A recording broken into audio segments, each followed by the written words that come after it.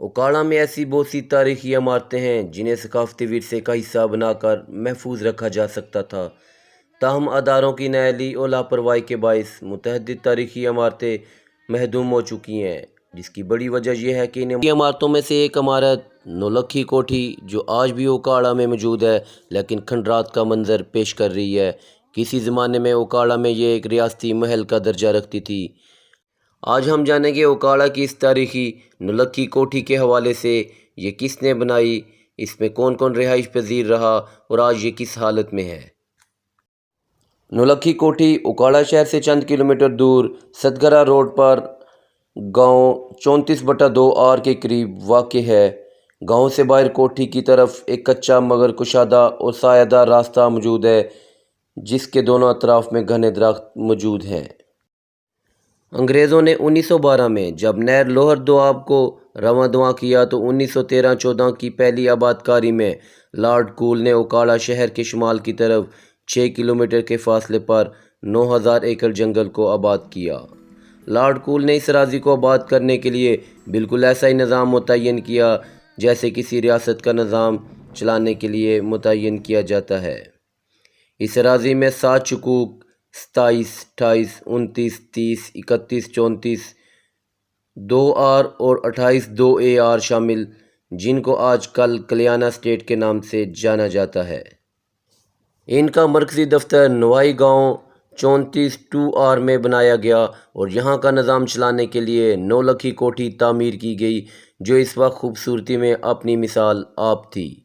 نولکھی کوٹھی کا رقبہ 3 ایکڑ ہے۔ اس کی تعمیر میں 9 لاکھ روپے خرچ ہوئے، اسی لیے اسے نولکھی کوٹھی کہا جاتا ہے۔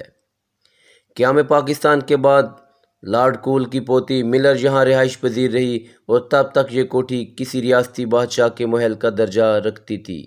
کوٹھی سے ملحقہ دفاتر، ملازمین کی رہائش گاہیں، غلہ گودام، لائبریری، ڈسپنسری اور گھوڑا فارم بھی شامل تھے، لیکن یہ سب اب وقت کی دھول میں کھو چکے ہیں اور اس وقت یہاں صرف نولکھی کوٹھی ہی اپنی موجودگی کا احساس دلا رہی ہے۔ نولکھی کوٹھی کے اندرونی کمرے، چھتیں اور دروازے کھنڈرات کا منظر پیش کر رہے ہیں۔ کوٹھی کے ساتھ ملحقہ لان 3 ایکڑ اور آموں کا باغ 12 ایکڑ رقبے پر محیط ہے، جہاں پر لکھنؤ سے اعلیٰ قسم کے آموں کے پودے منگوا کر لگائے گئے۔ نولکھی کوٹھی میں اس وقت 22 کمرے، 4 باورچی خانے، روشنی کا بہترین انتظام، لاک سسٹم، فرش، کتابوں کی الماریاں، مہمان خانے کی چھت اس کی طرز تعمیر کا منہ بولتا ثبوت ہے۔ دیواروں کی تعمیر اس وقت کے فن تعمیر کا اعلیٰ نمونہ پیش کر رہی ہے اور تعمیر میں اس وقت کا خاص خیال رکھا گیا تھا کہ یہ کوٹھی گرمیوں میں ٹھنڈی اور سردیوں میں گرم رہے۔ ملر کے بعد یہ جگہ جلال پور جٹاں کے نواب سحر مہر علی شاہ کو الاٹ کر دی گئی، جس کے بعد ان کے بیٹے نوابزادہ مقبول حسین کے حصے میں آئی۔ اس کے بعد 2014 تک نواب شمس حیدر یہاں مقیم رہے، لیکن عدالتی حکم کے باعث وہ یہاں سے کوچ کر گئے اور جاتے ہوئے اس کوٹھی کے تمام نادر و نایاب سامان اپنے ساتھ لے گئے اور اب یہ صرف ایک خستہ حال خالی عمارت رہ گئی ہے۔ یہاں کے مقامی نمبردار کے مطابق ایک وقت تھا جب یہ نولکھی کوٹھی میں زندگی کی رونقیں تھی۔ اس کی خوبصورتی اور باغ ہمارے گاؤں کی پہچان تھے، مگر اس ورثے کی حفاظت نہ ہونے سے ایک کھنڈر کا منظر پیش کر رہے ہیں۔ اس کوٹھی میں کمرے اور راہداریاں اس طرح تعمیر کی گئی تھی کہ جو شخص ایک دروازے سے کوٹھی کے اندر داخل ہوتا، دوبارہ اسی دروازے سے اس کا باہر آنا مشکل تھا۔ بلا شبہ یہ جگہ آباد تھی۔ نولکھی کوٹھی کے زوال کے حوالے سے کہا جاتا ہے کہ اس کوٹھی کا زوال ایوب خان کے دور حکومت میں شروع ہوا، جب انہوں نے گھوڑی پال اسکیم کے تحت یہ زمین فوج کے افسران کو الاٹ کرنا شروع کر دی اور نواب آہستہ آہستہ اپنا رعب و جلال کھوتے رہے، یہاں تک کہ ان کو یہاں سے بے دخل کر دیا گیا۔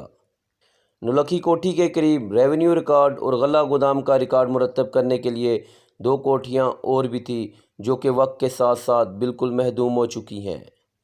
خوبصورت فن تعمیر کے اس نمونے کو دوبارہ اسی حالت میں بحال کیا جائے تو نہ صرف یہ ہمارے لیے تاریخی یادگار کے طور پر محفوظ رہے گی، بلکہ تاریخ کے متلاشیوں کے لیے خصوصی توجہ کا مرکز بھی ثابت ہوگی۔